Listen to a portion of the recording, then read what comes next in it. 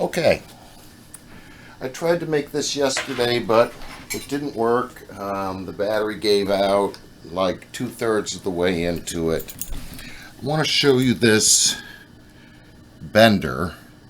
It's made by a company called Peters in Muncie, Indiana. And Joel Maynard, who is the Reidsville technician that's done so much work on this instrument for a pretty long time, maybe 20 years.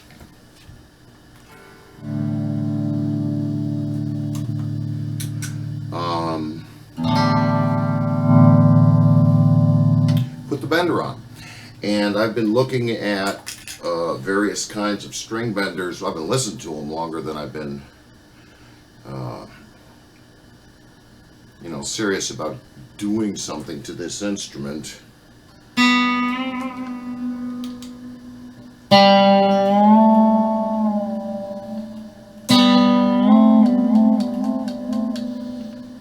It's really pretty.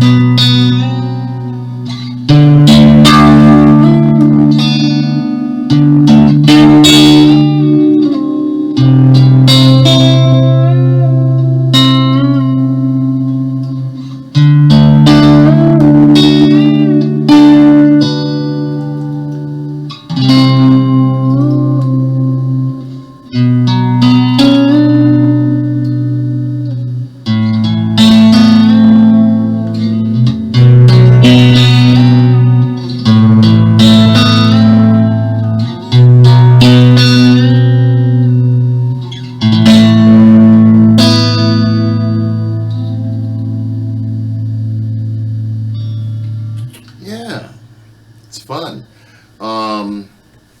At any rate, Joel installed it. It has just 4 good long screws, and he drilled it, and he put some kind of an adhesive in there to make it, that much more fixed in the body of the instrument. The instructions that came with it were really quite good. And I also obtained an installation kit which had center punches and a few other things that, an Allen wrench that you might need and stuff like that. It's easy to use. I decided initially, since my hand is usually right near the bridge of my Telecaster, because I fingerpick so much, and I don't know, it's just where it should be. Maybe it has a lot to do with where my forearm rests on the back of it, I don't know. But anyways, I decided early on that I just wanted the balls of my palm to be just about where these paddles would be, secured down real good so they wouldn't move. They're not designed to swing around or anything like that. They're you custom get them where you want them, and then you put the Allen wrench in there and clamp that sucker down real hard. There's no way it would swing down like this. I guess you could unscrew it if you cranked it around in the wrong direction. And Joel also, I asked him to take this control panel plate here, knowing that there's this oblong cavity in the instrument that can contain it. And I asked him to rotate it 180 degrees in order to put the 5-position switch back here, which is pretty accessible to me with my pinky. I can just get on top of it like that. And also, when I'm playing, I can get my pinky up here on the volume knob and do volume swells and stuff.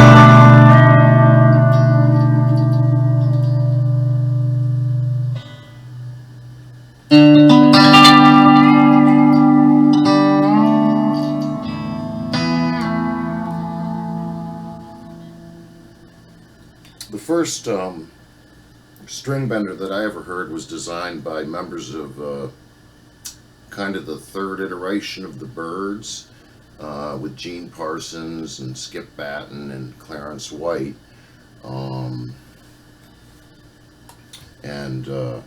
McGuinn. And Clarence had all these bluegrass credentials as he came in from his previous work.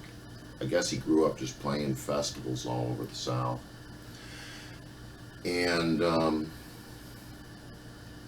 I'm sure he heard a lot of pedal steel and slide in his head, because when you listen to his style, a lot of the bending and sliding and stuff that he was doing were, seems to me, informed by a lot of country music and stuff that had come before, with slides and pedal steels and so forth, Well, anyways, as I understand the story, and I'm sure I'm missing big, huge chunks of it and misrepresenting some of it, but Gene Parsons from the Byrds was a machinist, and he took a Telecaster and he routed out this giant bunch of the instrument, so that a lever with a number of different sort of pulley and kind of elbow joints and springs and stuff in it would allow this strap connector here to have some up and down play, held in place by a spring, but while you were playing, you could lean down on the instrument, and what it would do is, through that routed out cavity, it would grab your B string and pull it up a tone. And you could replicate some very beautiful slide sounds with that, and Clarence White used that, and I believe that Marty Stewart now possesses that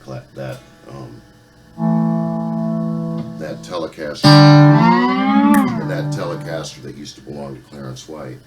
He plays it real well. And as somebody that used to take cheap, pawn shop electric guitars and really sculpt them into something that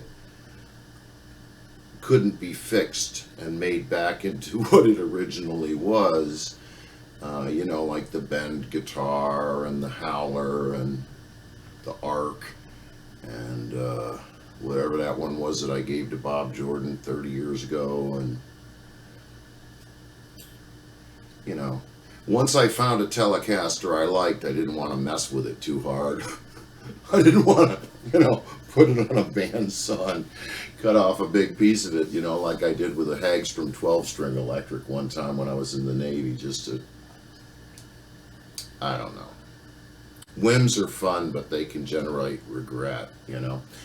But at any rate, I've been listening to this channel on YouTube called Ask Zach, and this gentleman, Zach, is a great guitar tech, and he's a really good player too. And he provides a lot of nuanced insight into the Telecaster. It's his main instrument. He really specializes in telling us all about the instrument, the great people that have played them in the past, particularly in country music and R&B and stuff like that, and mostly Telecaster guys, you know. And so I've been seeing a lot of B-benders on his channel and other things that I've gone and watched because of people that I heard about on his channel, and I realized that there were other kinds of bending devices out there. I already knew about one called the hip shot, which requires less routing on the back, mostly right around here, and there's a lever that will come back perpendicular to the face of the instrument, and when you want to bend the B string, you literally pull the guitar and it bends that lever out, and the lever is connected to the string, and it, you know, it does what this does, you know, by pulling it that way. And with the Parsons B bender, you would, you know, same thing, you bend down, it would sound like that. And I know people that have these kinds of configurations in their guitars, and they all sound great. But I didn't want to tear this guitar up because, you know, this is my baby. I've had it for so long, and it's had, you know, Joel took all that nasty paint and enamel and every other horrible thing that could make it remain black forever like I bought it. He sanded all of that off. It took him forever. He said, I will never take a finish off of a guitar again after having done that job, because it was a really difficult finish.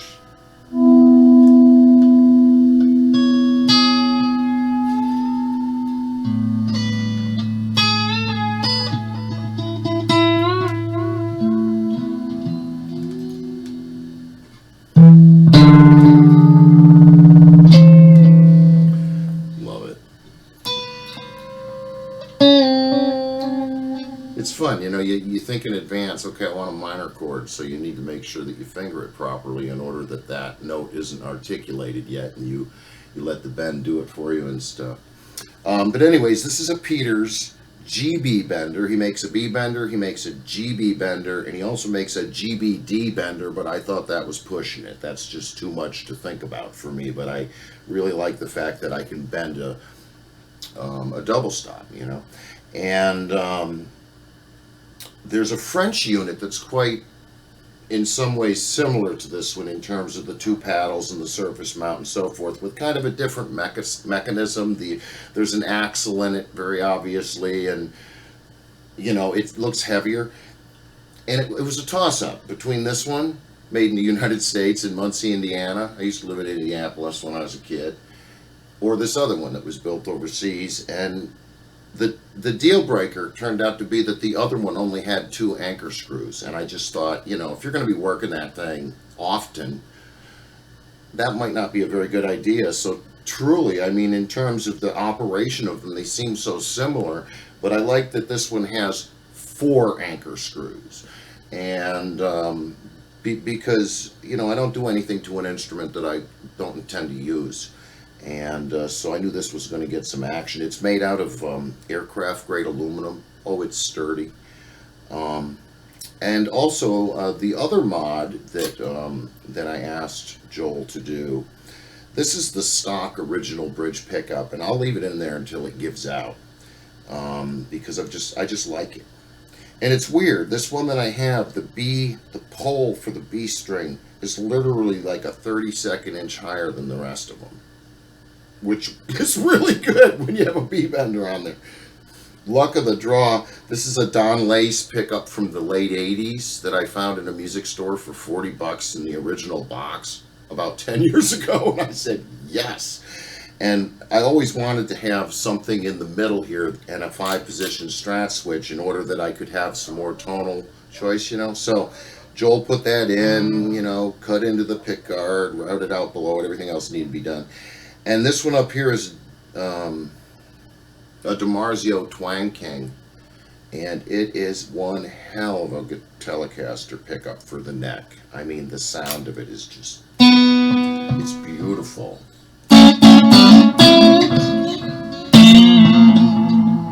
I have the tone control only activates the bridge pickup. The tone is not connected to these two. It used to be, but it was attenuating some of the natural sound of the pickups. It was just like cutting off.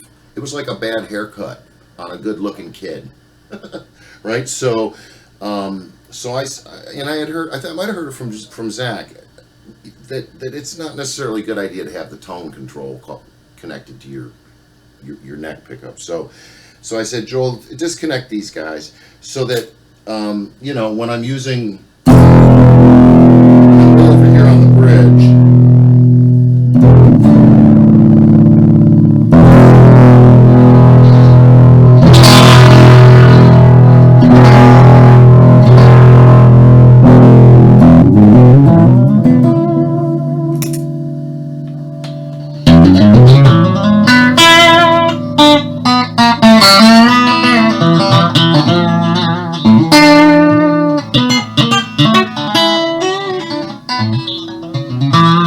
yeah, so that's my bridge pickup. But when I add the Don Lace to it, this tone can still be manipulated, which is kind of nice because it gives me a whole different character.